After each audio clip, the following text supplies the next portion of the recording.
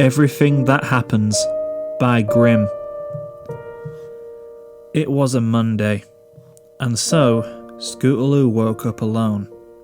Rubbing the sleep from her eyes, she managed to drag herself free from the warm bed covers, despite how tempting it was to just lie there and keep sleeping, maybe forever. A lifetime snuggled in bed sounded pretty good right now. But no. She had things to do, places to be, ponies to hang out with, or some scooter tricks to perform. Softly, quietly, she slipped out into the hallway, casting a furtive glance to the door at the end of it. It was a Monday, and so the door was closed.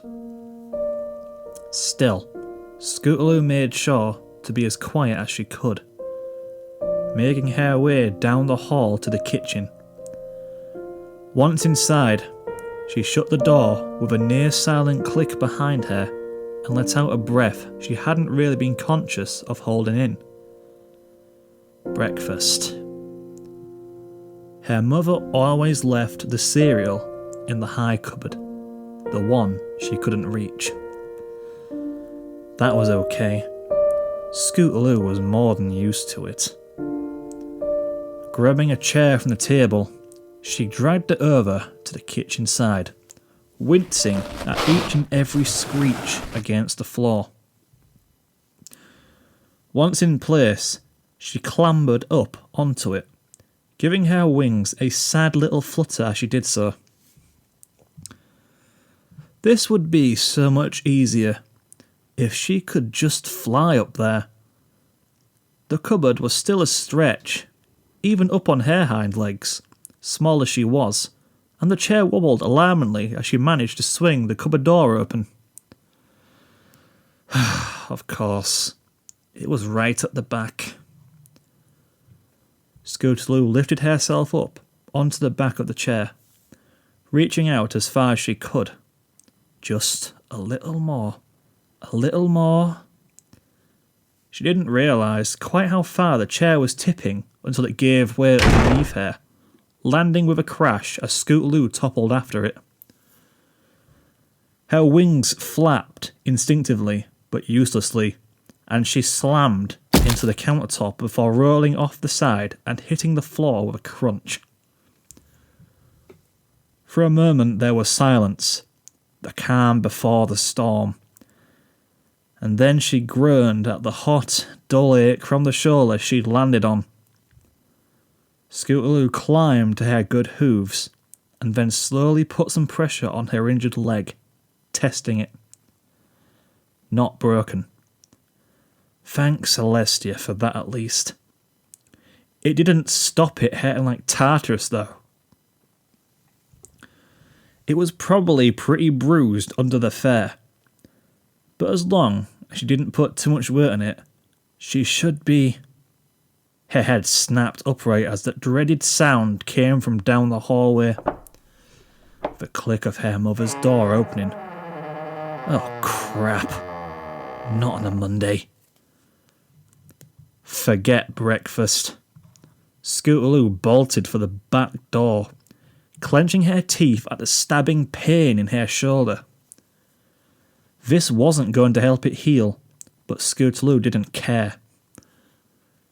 She was out the door and closing it behind her as she heard the kitchen door handle start to turn. And then she was running down the garden, grunting in pain with each and every step until she reached the end, where her scooter lay buried in tangles of unkempt grass and weeds. She wrenched it free, dragged it to the path, and then she was away, scooting off towards Ponyville, the wind ruffling her mane, and the pain in her shoulder only felt whenever she went over a particularly big bump. Her wings flitted happily as the morning sun warmed her feathers, and despite the gnawing and rumbling in her empty stomach, Scootaloo couldn't help but grin. I'm telling you, she told me herself. Apple Bloom stomped her hoof indignantly against the cobbles. "And you believe Diamond Tiara?" asked Sweetie Belle, rolling her eyes. "Why would she make something like that up?" "I don't know. She probably thinks it'll make her seem more popular. Or maybe she was just wanting to get under your skin. What's that supposed to mean?" "Ugh, come on, Apple Bloom. Everyone knows you have a thing for Rumble. You even told us yourself at that one sleepover, remember?" Apple Bloom's cheeks burned red. Only a fair admission of Sweetie Belle's story.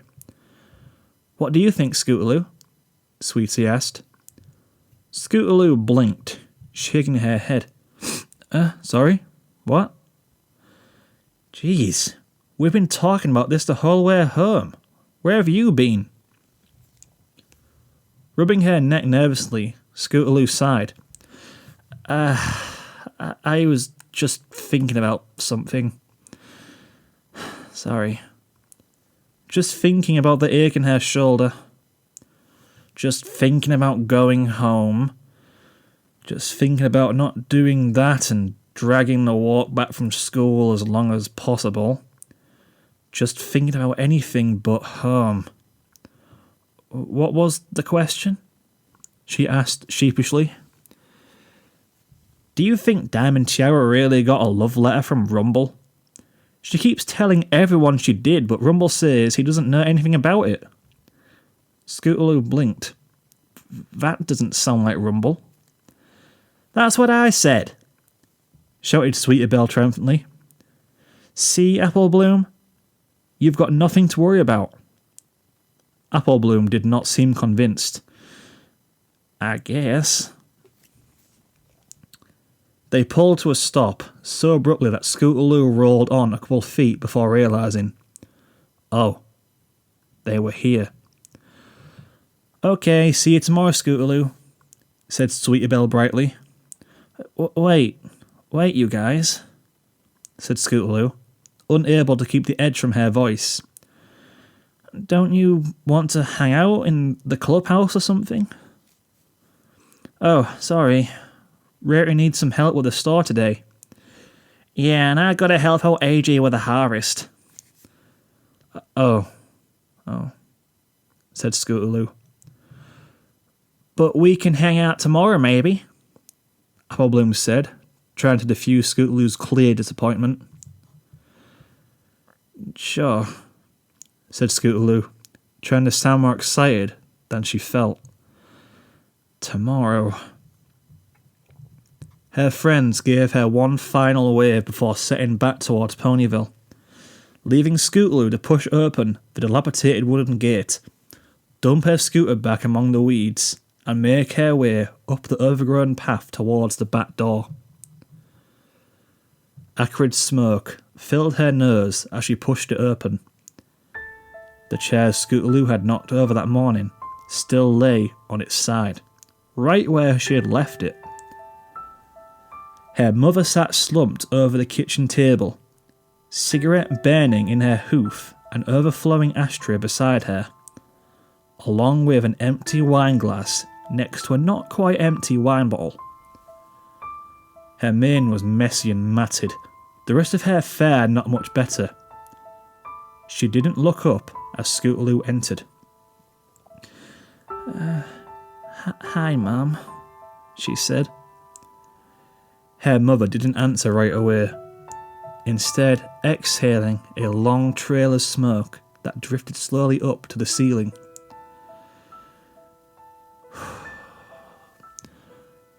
You woke me up this morning. I did? Sorry, it was the chair. Her mother raised her head, dark circles around glazed eyes. How many times have I told you to keep it down when I'm sleeping? Scootaloo cast her gaze down to the floor. I'm sorry, Mum. I fell and... I'm going back to bed, her mother said, stubbing out her cigarette and grabbing the glass and bottle. Don't wake me up again. Okay, ma'am. Sorry. And pick up that fucking chair. And with that, her mother shambled out of the kitchen and down the hall, disappearing into her bedroom and shutting the door firmly behind her. For a moment, Scootaloo stayed stock still, waiting, listening. When she was satisfied that her mother wasn't coming back, she lifted the chair back up and tucked it under the table where it belonged.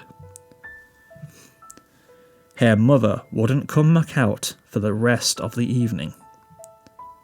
Scootaloo took the opportunity to practice her scooter tricks outside, right up until it got too dark to see and she had no choice but to return home. When dinner time came, there was still no sign of movement from her mother's bedroom, and Scootaloo knew she wouldn't be hungry even if she was awake. Instead, Scootaloo had to search the kitchen herself. The refrigerator was practically bare, and the cupboards weren't much better. If she had the bits, she could have made her way into town to buy some groceries, but there was no way she was going to wake up her mother again. In the end, she was able to scrounge up enough to make herself a couple of peanut butter sandwiches. Not exactly fine dining, but the bread and peanut butter were there, and at least it was somewhat filling. After locking up the house, Scootaloo finally turned in for the night herself, loud snores echoing down the hall as she brushed her teeth. Loud enough that even with her bedroom door closed, it was a long time before Scootaloo was able to sleep herself. She lay awake in the dark, nursing her bruised shoulder, listening to the snores, until eventually she was tired enough that even the noise couldn't keep her from sleep anymore. Until even the thought of having to get up tomorrow couldn't keep her awake. It was a Tuesday, and so Scootaloo was woken by her mother gently shaking her awake. 5 more minutes, she murmured, digging her head further into the pillow. All right, but you better be up by the time I'm done in the shower. Scootaloo drifted in that in-between of sleep and wakefulness as the soft clop of her mother's hooves stepped out of her room. She heard the bathroom door shut, and shortly the sound of running water, slowly lulling her back into sleep. All too soon, it shut off, and she quickly pulled herself upright with a groan. She staggered into the kitchen, where her mother was already sat, towel wrapped around her mane, eating her cereal across from an empty bowl laid out for Scootaloo. When she sat down, her mother pushed across the box without a word, and together they ate in virtual silence, aside from the crunch of their food. Scootaloo could feel her mother's slightly unfocused gaze on her, but she kept her head down, trying to pretend like she didn't know, avoiding eye contact at all costs. She hated Tuesdays, perhaps more than any other day. They were the days when her mother was so close to being how she used to be, being a real pony again, rather than that empty stare from glassy eyes. Rather than the conversations that started nowhere and ended much the same. Rather than her mother's smile that only made the sadness in her face even more pronounced. So close to the pony she still was deep down, that it only made the pony in front of Scootaloo now even more horrifying, made her heart ache even more. Her mother finished first, She never ate much anyway, and her near skeletal thinness was there to prove it. The outline of her ribs clear through her fare. With a disappointed sigh, her mother shuffled over to the counter. Scootaloo kept her eyes glued to the table, to her food, as the familiar clink of glass against glass and sloshing liquid filled the room. Freshly filled drink in hoof, Scootaloo's mother dropped back into her chair a little too heavily. She sat there for a moment, sipping her wine and watching her daughter, and then finally broke the silence that had been hanging over them like a shroud. "How are you doing, Scootaloo?" she asked. "I'm fine." "Everything okay in school?" "Yes, Mum." Scootaloo didn't know why she bothered. The same tired questions. The same equally tired answers. An interrogation from a mother who had never really learned how to talk to her daughter, even after all these years. Who had never really tried to learn. Who had been too busy refilling her glass to care to learn. And how's Sweetibel and Apple Bloom, corrected Scootaloo.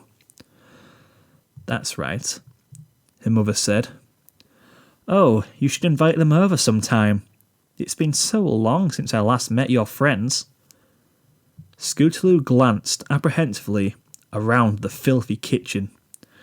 "Yeah, maybe," she said, knowing that she would never invite her friends around to her house ever again. Not after the last time. Not after every time before that. She cringed with embarrassment just remembering her mother's attempt to act friendly, stumbling through the house and continually barging in on their sleepover, drunkenly trying to take part. No, that was never going to happen again. Scootaloo wouldn't put her friends through it. They'd never talked about it after, never mentioned how they'd awkwardly played along, trying to be polite, shooting Scootaloo glances that asked so many questions Scootaloo had no way to answer.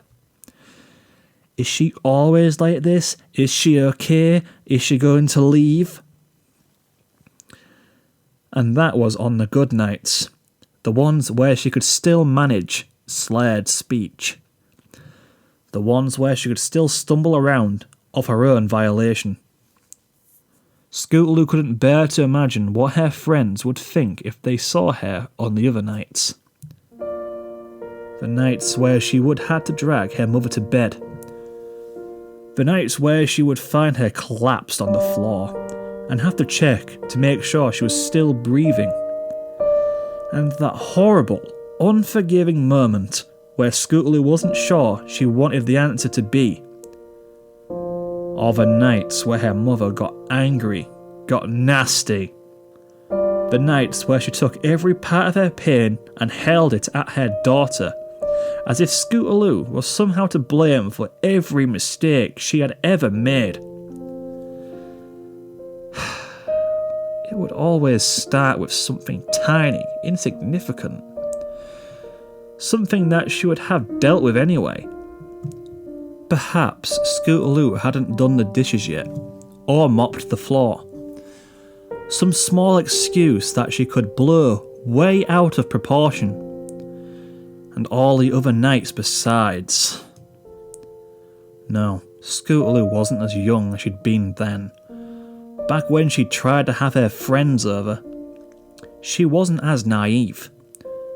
And as long as she lived under her mother's roof, she would never, ever subject Sweetibel and Apple Bloom to this again. Scootaloo finished her breakfast, back in that awkward silence. At one point, her mother excused herself to the bathroom, and Scootaloo heard the telltale sound of the medicine cabinet opening. It was one of her mother's hiding places. She'd always found that quirk particularly weird. Most ponies would just have a drinks cupboard. Was her understanding, or some other place to keep it. Whereas her mother had squirreled away bottles all over the house, in various cupboards and drawers. Some that made perfect sense, and others that seemed nonsensical. Scootaloo didn't know why she did that, but she had some theories. Perhaps, sir, there was always a bottle around and available, ready to have to hoof at a moment's notice. Perhaps, sir, her mother couldn't tell how much she was drinking, so she could look at a bottle and say to herself, "Ah, see, it's half full. I haven't had that much," and not feel as guilty as she poured her 5th glass of the day before noon. Scootaloo was pretty sure it was something like that, and probably a little bit of all of them. When her mother returned, it was with a little more sway in her step, a little more flush in her cheeks. She dropped back into the chair a little too heavily this time, and it creaked in protest under her weight. She gave Scootaloo what must have hoped was a reassuring smile. But Scootaloo saw the guilt buried so deep that even her mother had convinced herself it wasn't there. She always saw it. And when her cereal was finished, Scootaloo dumped her bowl in the sink and made for the back door. She could see the pang of loneliness that flashed across her mother's face. "Bye, honey," her mother called out as she pushed open the door. "I love you." "I love you too, Mum," Scootaloo replied, out of pure reflex. She glanced back for one moment before closing the door behind her. Her mother sat there, no longer able to keep the sadness and exhaustion at bay behind a fake smile. A broken mare falling apart at the seams. Scootaloo was long past feeling sorry for her. She had done for a long time, but that feeling had well and truly stamped out by now. She'd given her mother every chance to change. She'd been more patient and understanding than anyone else had been.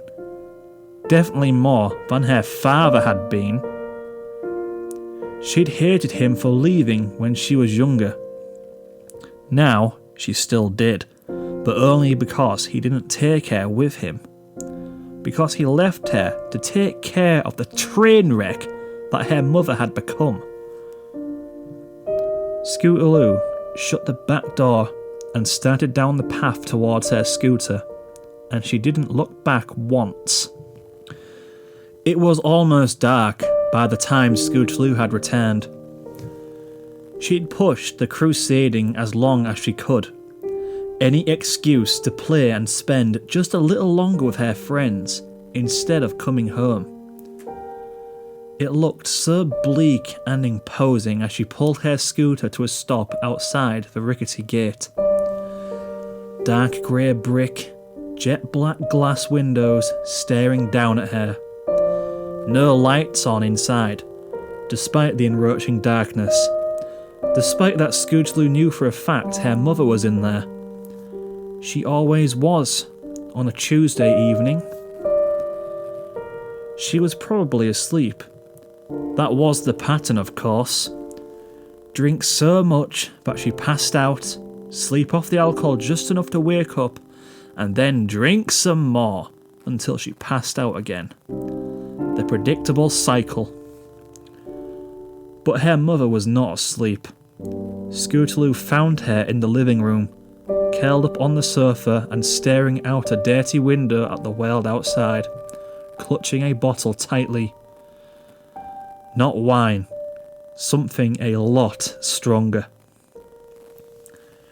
She blinked fuzzily as Scootaloo lit the lanterns. "Ugh," "Hi, honey," she said happily, her words slurred and breathy. "Did you have a good day?" "Yes," she said. Right up until now, she left unsaid. "I should make you some dinner," her mother said, frowning as if surprised she'd only just thought of it. "It's okay, I can do it," said Scootaloo. No, I'm going to..." Scootaloo's mother pulled herself up off the couch, only to lose her balance immediately and tumble back onto it with a loud giggle. Scootaloo didn't find anything funny about it at all. Maybe you should do it," her mother murmured, her eyes closed. "Okay," Scootaloo replied, privately thankful her mother wasn't going to try cooking anything. It was never more adventurous than stuff she could put in the oven and forget about anyway. And then she would forget about it, and hand Scootaloo a plate of blackened bits and pieces while assuring her that they were fine. She would stop being so fussy. "They're just a little burned. What's the problem?" Better Scootaloo did it herself and avoid all of that. "Do we have anything?" she asked. "Yes," her mother replied softly, already starting to drift into sleep. "I went shopping today." Scootaloo died a little inside at the thought of her mother staggering through the market in the state she was in. That lack of self-awareness was perhaps the worst part. Whenever her mother insisted on dragging Scootaloo with her, and she was forced to bear the brunt of her mother's behaviour because she was far too gone, she didn't even realise how bad things have gone. Didn't realise that having to stumble home, leaning on her daughter for support, was not normal. She shrugged off the memories like water off a duck's back and made her way into the kitchen. Scootaloo had gotten very good at forgetting things like that when she needed to. She wouldn't have lasted this long otherwise. A brief forage through the kitchen cupboard confirmed her suspicions. Mostly just poorly stacked cans of various foods. No fresh vegetables, no bread, nothing that could easily spoil or require even the slightest bit of preparation. Because if it could spoil, it would. If it required effort, it would never get used. Scootaloo didn't really know how to cook, and it wasn't as though her mother was ever going to teach her, but at least she could read the directions on the back of a can or box. It was a Wednesday, and so Scootaloo was woken by a rough shake from her mother. The pattern was set now. When she woke on Thursday and Friday, it would be more and more careless attempts. Often on Friday, her mother would just chuck something at her from the bedroom doorway. Usually it was soft. Sometimes it wasn't. Scootaloo had learned to get up early on Fridays, just in case. The days would pass like always. School, friends, laughs, fun. The evenings would pass like always.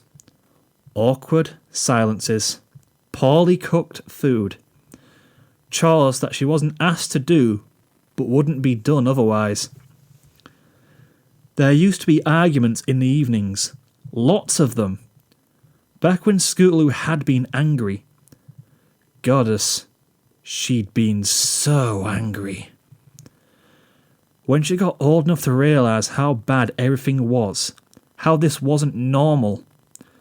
Lots of young ponies went through a rebellious phase, Scootaloo knew, and maybe that was all that anger had been. But she didn't think so. It wasn't a phase. It wasn't anger for the sake of it. It was retribution.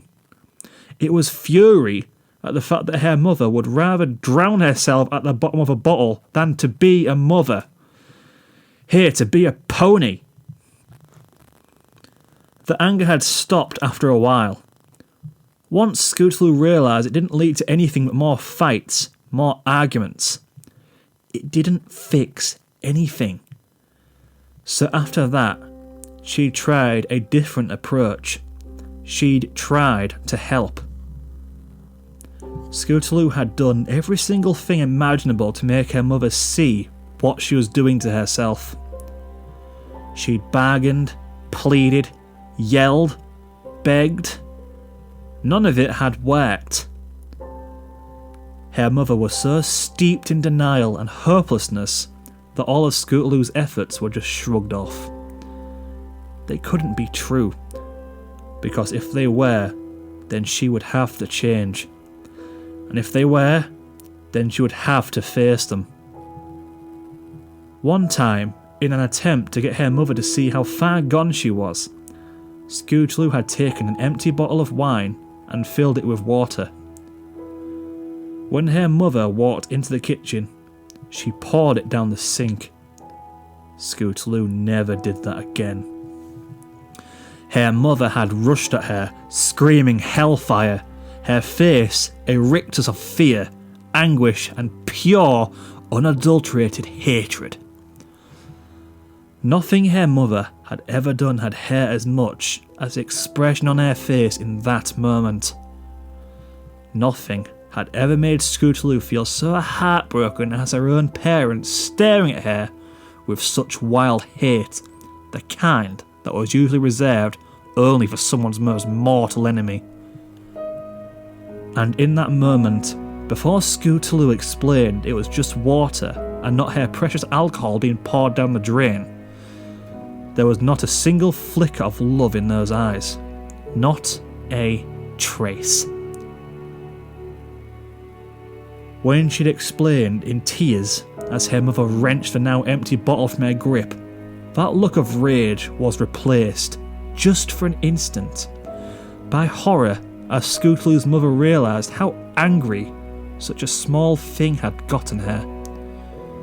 And Scootaloo thought she had gotten through. It would all have been worth it if she could just have gotten through. And then the moment passed, and it was back to indignation and embarrassed anger. Not with the same vehemence as before, but anger nonetheless.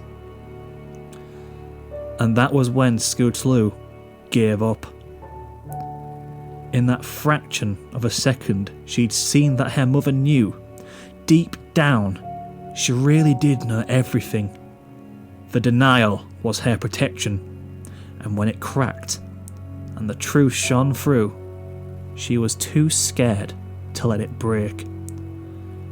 It was back to denial, back to the bottle, and never think about it again. Patch up the breaks and act as though they never happened.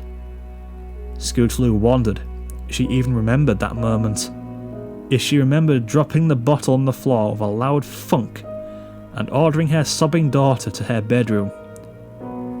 She had probably chosen to forget. Scootaloo couldn't forget, even if she wanted to. And so, she'd stopped trying. There was no point. The anger was gone. The sadness was gone. Every time she looked at her mother, every moment she spent in that house was just hollow, empty. The world was grey and cold, and there was just no more room in it for anger and sadness. There was too much nothing to worry about instead.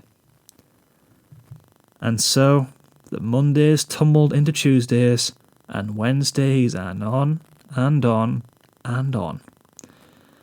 And then would come Saturday. On Saturdays, Scootaloo wouldn't be woken up at all.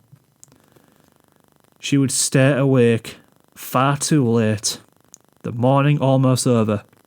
Her mother's bedroom would be shut. But Saturday was a good day. At least while the sun was up. It was the best day. Scootaloo would wolf down whatever she could find for breakfast, sprint down the path to her scooter, and ride on towards Ponyville.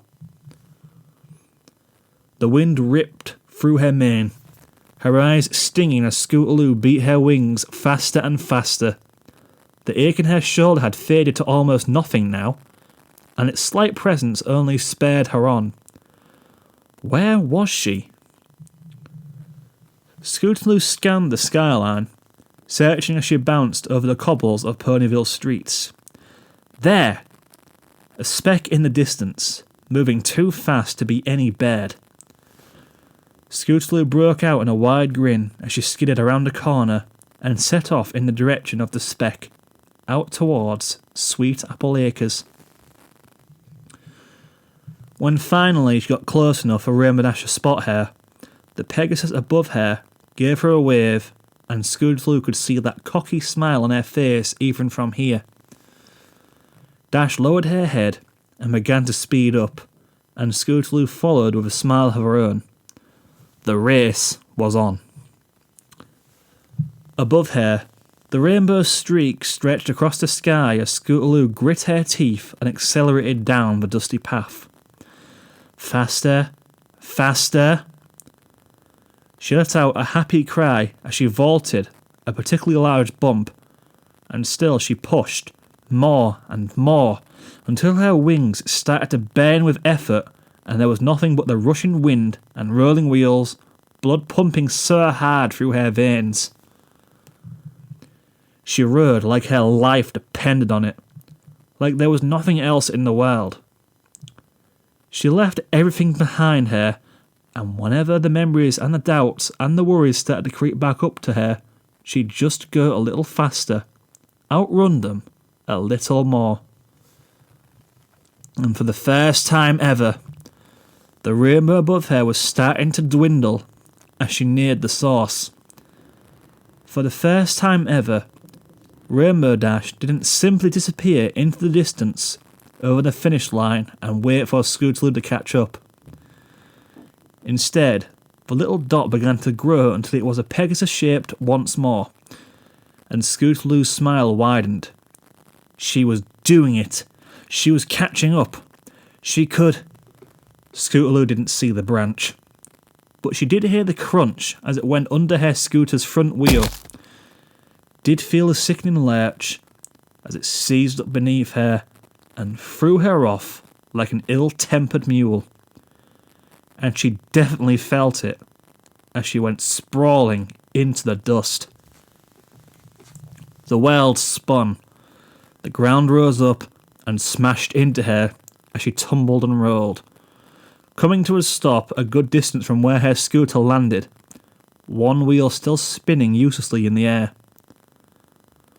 For a moment, she lay there, waiting for the pain to set in. It did. Grimacing, she pulled herself to her hooves, sore, battered and bruised. New grazes on her legs burning from the dust as she brushed herself off, wincing at each jolt of fresh pain. Fuck! With a wordless shout of frustration, Scootaloo yanked off her helmet and threw it at the ground. It hit hard enough to bounce, rolling into the shrubs at the side of the path, almost hitting the familiar Pegasus that had landed beside her. "Whoa, easy, Squirt," Rainbow Dash said cheerfully. "You could hurt someone." And then, looking at Scootaloo's beaten up form, more than you already have." "I crashed," Scootaloo said pathetically, sinking to her rump in defeat. "Yeah, I saw it. Don't worry, it looked awesome." Scootaloo blinked. Huh? "You should have seen it from up there. 2 words. Totally badass." Rainbow Dash grabbed the helmet and planted herself beside Scootaloo, looking down at the smaller Pegasus with a grin. And you came out of it without a scratch. Scootaloo laughed bitterly. No, I didn't, she said. I got a whole bunch of them. Battle scars, Scoots. They just make you, I don't know exactly, but some percentage cooler. You think? Definitely. And it saved my butt too. She reached out and ruffled Scootaloo's mane. I didn't know you had it in you, Squirt. When'd you get so fast? Scootaloo shrugged, staring down at the divots she'd made in the dirt. You would have had me if you hadn't eaten Dash caught herself. I mean, crashed. She finished lamely. Scootaloo smiled, but that knowing disappointment still overwhelmed anything else inside. This wouldn't have happened if I could just fly, she said bitterly. Her little wings flitted restlessly as she spoke. I hate it. I wish I could just fly like you can. I'd never have to worry about crashing again. Rainbow Dash thought for a moment, and then stretched her own wings out to their full, impressive wingspan. You see that? What? Was she just showing off? Rubbing it in? Dash reached over and patted her fair at the ridge of her wing, revealing a jagged, silvery scar. That. How'd you do that? Scootaloo was sure the answer would be appropriately awesome. Fighting a dragon with her friends, or saving the world, or one time I wasn't paying attention and flew into a tree, Dash said. A tree? Yeah. Don't tell anyone. Rainbow Dash leaned back with a rueful grin. Applejack was pretty mad at me. It was a good tree before I hit it, apparently. Scootaloo laughed despite herself. But you know what? Dash asked. Everyone crashes, Scootaloo. I crash. The Wonderbolts crash. Everyone messes up sometimes. Everyone has a bad day, or even just a bad moment. So what do you do? Rainbow rose to her hooves and stepped over to Scootaloo's scooter, pulling it upright and wheeling it back over to her. You get back on, right? You try again. And you keep trying. No matter how many times you crash or mess up, and you don't give up. Falling doesn't make you a loser. Giving up does. And with that, Rainbow pressed the slightly battered helmet back onto Scootaloo's head. And I'm pretty sure you're not a loser. Hesitantly, Scootaloo stepped back onto the scooter. The handlebars felt right in her hooves, the deck like home. And all that frustration started to melt away, falling like snow in the sunshine. Thanks, Rainbow, she said quietly. Hey, I don't want my best competition to throw in the towel, Dash replied with a grin. Alright, let's see if you can keep up. Last one to the band's a rotten egg. Oh, it's so on. Before Dash could react, Scootaloo launched herself down the path. The familiar rush of speed, all she needed to wick away the lingering sullenness. She heard Rainbow Dash tear into the air behind her, and together they raced off into the distance, an orange blare below a rainbow trail. Later, as the moon began to creep over the horizon, Scootaloo regretted not taking the time to reciprocate after wiping out. She ached all over as she wheeled her scooter the last few feet to her house. But it was a good ache, one that felt earned. Her good spirits had already begun to fall, though, as the house loomed. No lights again, But this time, it truly would be empty. It was a Saturday after all. She dumped her scooter in its usual spot and quickly made her way up the path, letting herself in with the key under the mat. The rest of the evening passed, much as usual, although her mother was nowhere to be seen. Scootaloo knew where she had gone though. She knew what happened on Saturday nights. If she'd been around earlier, she would have seen her mother bustling about, picking out clothes, trying to find the right makeup to hide the bags under her eyes. She wasn't back by the time Scootaloo went to bed, which could either be a blessing or a curse. It wouldn't matter either way, as long as she could fall asleep before her mother got back. Scootaloo lay there in the dark, eyes tightly shut, trying desperately to fall asleep, counting sheep, breathing slow. But she was still awake when she heard the door open.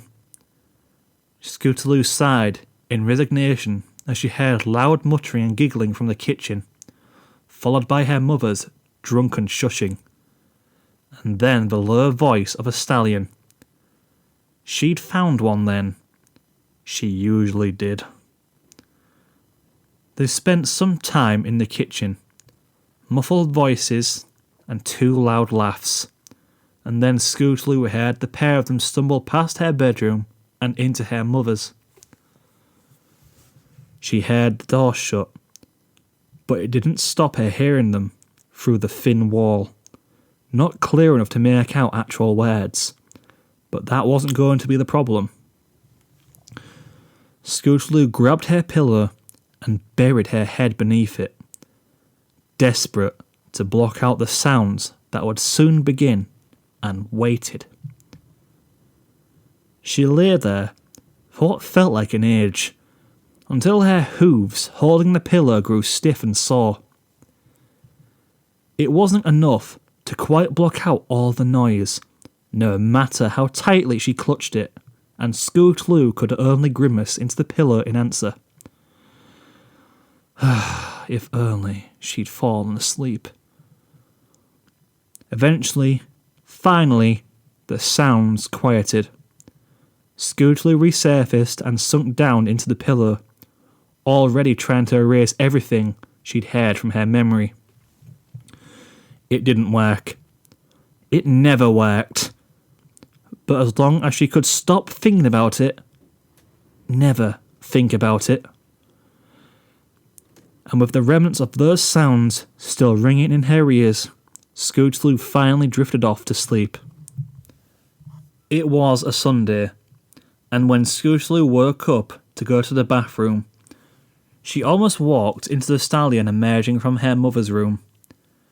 He was wincing and clutching his head as morning light shone into his eyes, and he probably didn't even see her until they almost collided. She couldn't have missed him, however. He was big, even for a stallion, but skinny and gaunt. When he did spot Scootaloo, he appeared down at her with a strange expression. Disgust mixed with disinterest. The kind of expression one might give an insect before stepping on it. Not that Scootaloo ever really did that. She'd much rather just put them outside. And when he looked at her like that, Scootaloo just rolled her eyes and shut the bedroom door in his face. Later, once she'd heard him leave, she re-emerged. Her mother's door was shut. It would only open briefly on Sundays, to let out the stallion she'd brought home, to grab another packet of cigarettes, another bottle, to rush to the bathroom and throw up in the toilet. The usual. Scootaloo made her way into the kitchen with Ames on breakfast. On the table were remnants from the night before. An ashtray full, 2 glasses empty, a bottle. Scootaloo stared at the bottle for a very long time. Just what was it, she wondered? that was so compelling. That was enough to make her mother do nothing else but drink, and not even really live anymore, to barely exist. Scootaloo had tried it before, of course. She hadn't really understood the appeal though. It had just made everything fuzzy, unbalanced. It had felt like the world was sliding out from under her hooves, and it didn't ever taste good. But there had to be something, right? So many ponies drank so much of it. The queue to pick up the apple cider when they made it stretched almost further than you could see. Why? Before Scootaloo had really thought about it, she'd poured some of the blood-red liquid into a glass. Was it really worth it? She wondered, lifting it to her muzzle and sniffing, filling her nose with the tart scent. Was it that special? Should she? Maybe it would stop her hurting. Maybe the fuzz was the point, making it too hard to see and feel anything else through the haze. Maybe it was better than the alternative, floating through the days, not just having them beat through her over and over like a drum, one by one by one. She raised the glass to her lips. No. No. Scootaloo set it down again, eyeing the wine warily, as though it might sneak up on her if she wasn't careful, like it almost did. But that would be giving up. Her mother had given up. She saw that now. The allure wasn't the drink. The allure was not caring, not seeing. It was giving up and not feeling the consequences. But Scootaloo wasn't a quitter. Rainbow Dash had seen it, and she told her so, and Scootaloo knew Dash was right. She wasn't going to give up, and no matter how many crashes life threw at her, she wasn't going to become her mother. Scootaloo was better than that. She'd made it this far. She would get through this, however long it took, and she would move out when she could, and she would leave her mother to her loneliness and her bottles and her throwaway stallions. Scootaloo would leave her in the prison of green glass that she'd made for herself, and she would never look back. And she wouldn't give up, Scootaloo told herself as she emptied the glass down the sink where it belonged, because she'd seen what giving up looked like. It was a Monday, and so Scootaloo woke up alone.